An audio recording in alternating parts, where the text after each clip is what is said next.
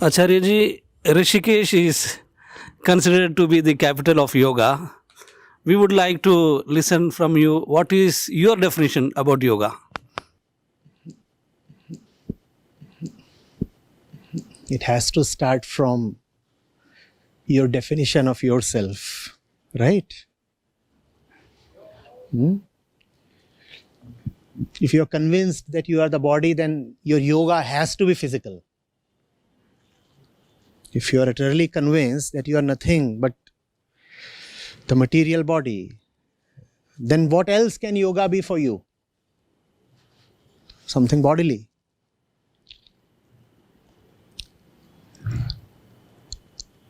But if your primary place is the mind,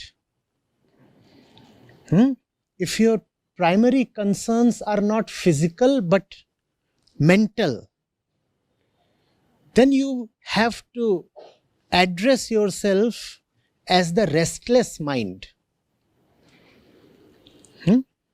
Let's say you have a sour knee, or an inflamed back, or a frozen shoulder.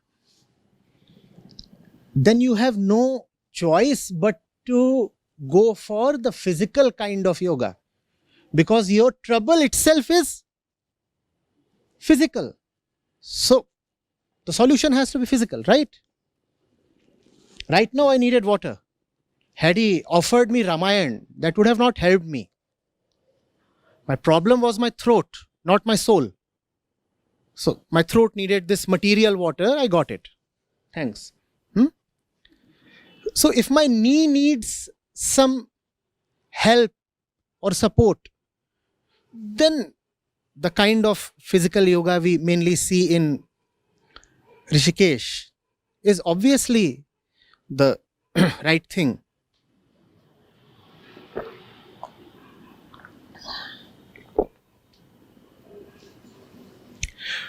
But let's observe the condition of most people. Let's look at mankind in general.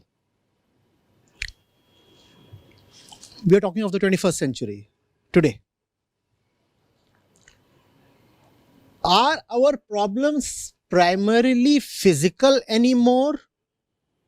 Or are we all victims of a neglected, ignored, restless mind? We have to figure that out for ourselves.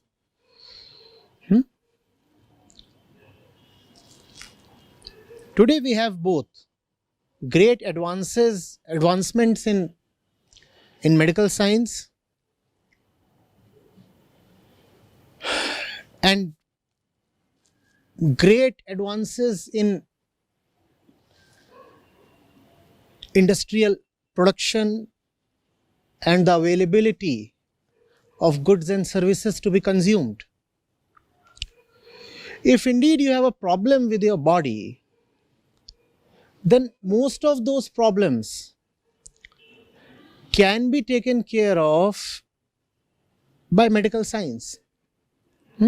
Obviously, not all problems are purely physical. A lot of them are psychosomatic.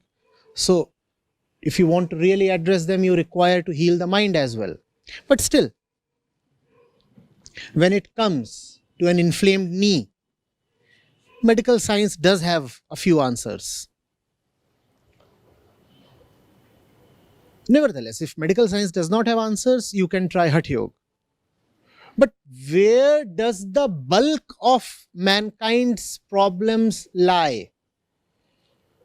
Are we all sufferers of our physicality, or is it so that body-wise we are almost all right? Give and take a few. The mind is extremely unhealthy. If you are to look at the general condition of mankind, what is it that you find more unhealthy, the body or the mind? Are we one on this? Keep the exceptions aside. Take a general average.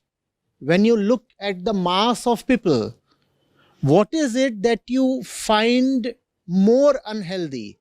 The body or the mind? The mind. Hence, what do we need? Yoga of the body or yoga of the mind? Yoga of the mind. Yoga of the mind. Right? This much has to be very clearly understood.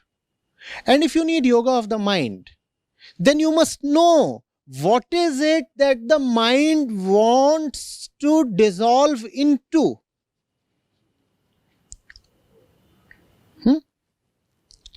It's a cliche, right? Yoga means union. And then some wise soul would come and say yoga means the union of body, mind and soul. And all kinds of fancy things are said. Obviously, most of them have no scriptural basis. But even literally, yoga does mean union. And if it is the mind that is sick, who is it that the mind wants to unite with? That's the yoga that we want. That's the proper definition of yoga for today. Figure out what is it that you want. The mind is desirous. The mind is restless. It won't really help the mind much if you are busy exercising the body.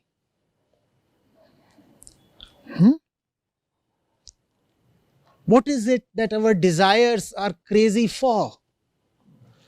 Why is it that we never find complete happiness? Why does no elation ever last?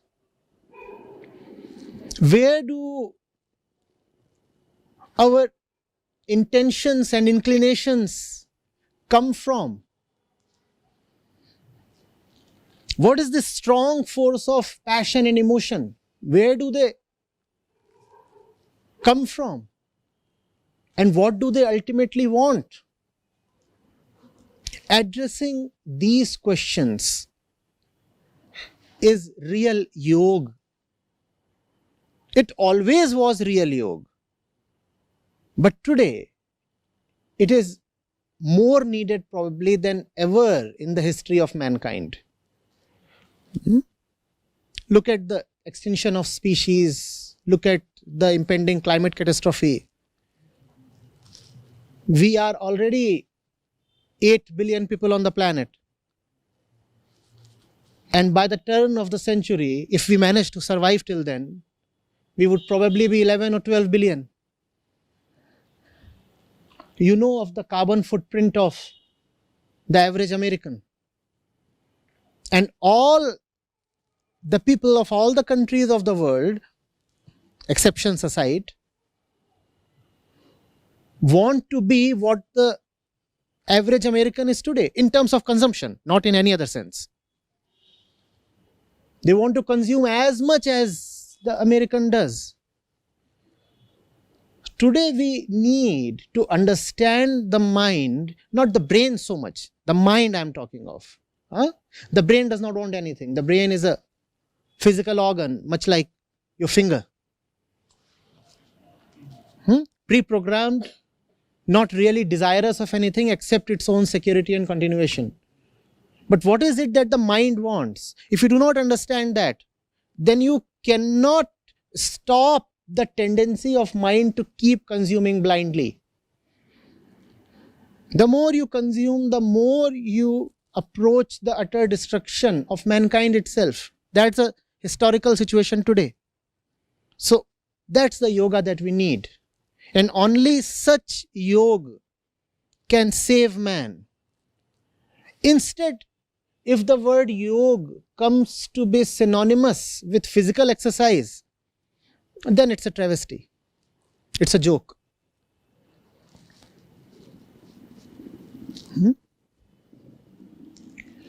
It's not for nothing that we consume so much. It's not for nothing that we want to have a family. It's not for nothing that the population is exploding. First of all, we are increasing our numbers. Secondly, we are increasing the per capita consumption. So both ways, we are just trying to satiate our appetite for something. We want something and we want to reach it, have it through material consumption. Would have been great if we could have it through material consumption. The tragedy is no amount of material consumption seems enough. We keep on consuming. We keep on consuming the river, the tree. We keep on consuming the other's body. We keep on consuming knowledge. We keep on consuming the products of science, the gifts of technology. And yet, none of that brings us to any kind of final peace. And all of that is because the mind is in Vyog. The mind is separated from something that it desperately wants. So Yog has to be an inquiry into who we are and what is it that we really want.